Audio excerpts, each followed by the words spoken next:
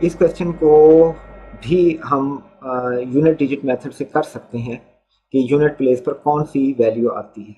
अब ये देखेंगे 2 इंटू वन, ये इस यूनिट प्लेस के ऊपर 2 आएगा, और 2 + 3 5, 5 सिर्फ इस ऑप्शन में मौजूद है, इसलिए हम कह सकते हैं कि ए ऑप्शन इसका पॉसिबल आंसर है, क्योंकि बाकी किसी में 5 मौजूद नहीं है। मैं अगेन देखें, पहले हम इन दोनों को मल्टीप्लाई करेंगे तो इनका जो यूनिट डिजिट है, जब 321 को 2 से मल्टीप्लाई करेंगे तो इसका यूनिट डिजिट 2 आएगा, वो 2 3 में ऐड हो जाएगा, तो शुरू में आना चाहिए 5, यानी कि यूनिट डिजिट मस्ट बी 5, और वो सिर्फ ए ऑप्शन है, इसलिए इसका करेक्ट आंसर अल्टीमेटली ए ही होना चाहिए, जिसको हम वेरीफाई कर सकते हैं। 123 प्लस, अब आप 321 को 2 से मल्टीप्लाई करें तो ये आ जाएगा 2 4 और 6। अब इन दोनों को ऐड करें, यानी कि 123 हम इसमें ऐड करते हैं तो 5 6 और 7,